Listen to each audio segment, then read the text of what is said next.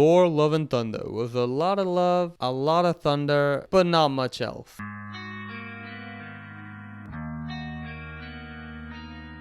Love is the movie's message. It's a basic ass message, but that's what it is. Even at your lowest moments, choose love, not hate. And you know what? I'm a sucker for a good moral message. I'm the guy who watched Sam Wilson say, "Be better," to an ignorant politician, and I tee it up with what I thought was a masterclass in cinematic writing. The only power I have is that I believe we can do better. Love, the reveal of the titular character, was a extremely pleasant, surprising note to end the movie on. The final scene with Thor and Love running into battle adorably after getting ready in the morning with Korg narrating was the perfect beat before rolling the end credits. There's also a love story that's, well, there. And yes, that in a section where I'm grouping different parts of the movie together under the theme of love, the main love story of the movie is the last thing I mentioned. That's on purpose. After 3 movies now, Thor and Jane still seem like nothing more than handsome cardboard cutouts, having their faces pushed together. And at this point, with how many romantic roles Natalie Portman has nailed, I think it's more so on Chris Hemsworth. Chris Hemsworth had more chemistry with Stormbreaker, which isn't necessarily an insult, because that was one of the best running gags in a movie filled with pretty funny ongoing bits. And on that note, people seem to be pretty upset by how much comedy is in this movie. What did you expect? I don't think the trailer sold this movie to be anything more than a comedy. The first words in the teaser trailer are literally, "These hands were once used for battle." Now, from the love to the thunder. You have to give it to Taika and his sheer creative force of will. Just like Ragnarok, this is a loud, proud, and unapologetic auteurism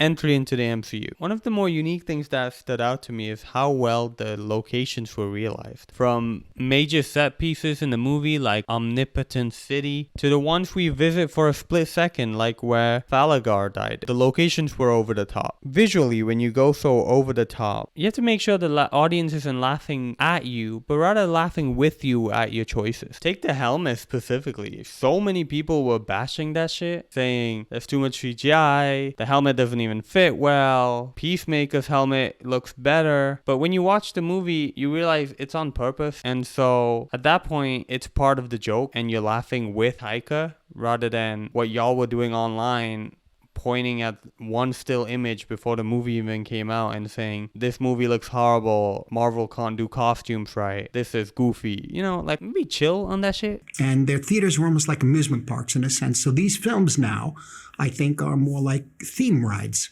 This movie's designed to be a roller coaster of a film, with screaming goats, multiple instant realm teleporting weapons, and one giant space Viking in the center of it all. Like, seriously, Chris Hemsworth is gigantic in this movie. He was throwing Gore around like a rag doll. He was treating Gore like Hulk treats Loki. Or I guess since Ragnarok, Hulk treats Asgardians in general. Back to this movie being a ride, the only fault is that this ride, for all the worlds we visited and the characters we met, this movie wasn't paced very well. And this is where my problem with the comedy comes into play. There were too many gags that halted the ride. Rather than them naturally happening as the ride went on, these SNL sketches halted the movie. And we had to sit through them and the story wouldn't move forward at all. And this was made worse by the fact that it felt like that these drawn out SNL sketches were chosen over lore building and character development and things that would give a bit more emotional resonance to the ending of the movie, to the characters we are meant to feel for. Here's an example. In the beginning of the movie, we essentially fast forward through Gore's origin, which when I was watching it on opening night, it felt okay initially because you felt as if they had to keep the ride going and keep moving along to fit all of the story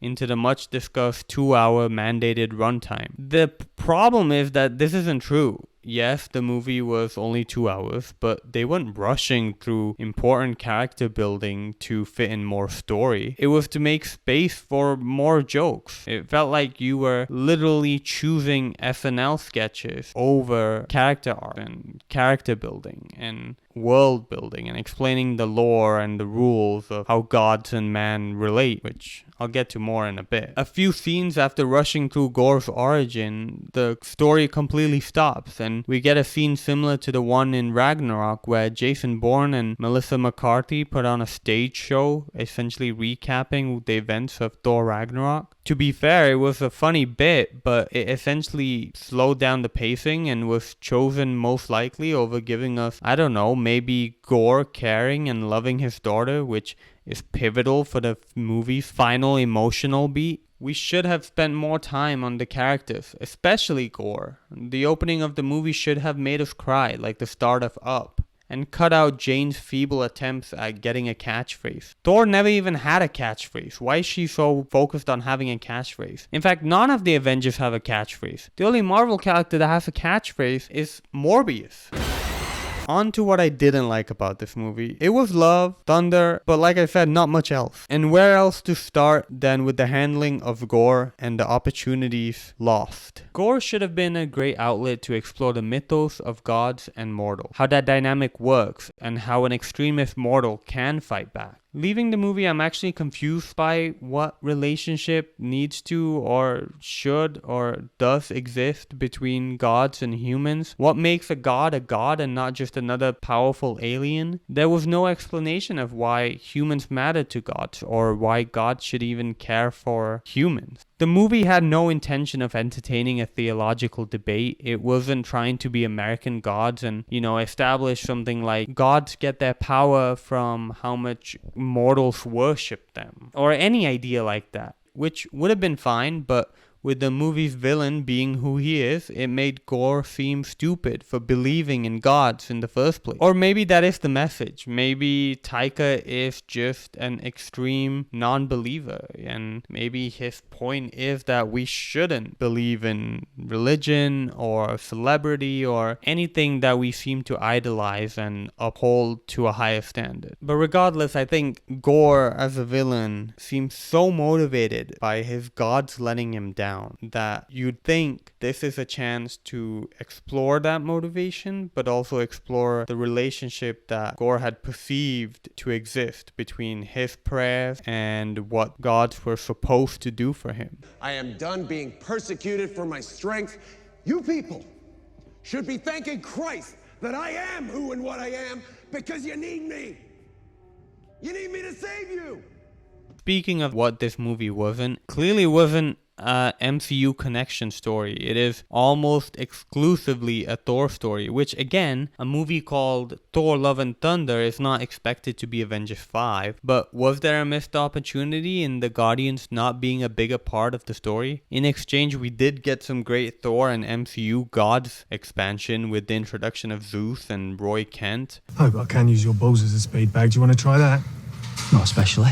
Another shortcoming for this movie is in the action department. At points, it felt lazy and repetitive. Gore had like two moves: run at Thor with his sword or just detain him with squid tentacles. Every time he used the tentacles, it just brought the action to a grinding halt. Even Thor giving his power to the kids, it was a cute and novel idea, but was it in exchange for seeing Thor himself level up? But again, I'm conflicted because Thor giving his power to the kids, was essentially foreshadowing for what the ending of the movie was going to be. Whosoever holds this hammer, if he be worthy, shall possess the power of Thor. Look, at the end of eternity, Thor Love and Thunder is a very comedic, planet-hopping, space Viking ride to almost a reckless extent. It sacrifices pacing, thematic depth, its religious subtones, and most obviously its villain in exchange for what is a very fun, very bold, very unapologetic, comedic Taika Waititi Thor movie. It's exactly what it sells itself to be. A lot of love, a lot of thunder, but not much else.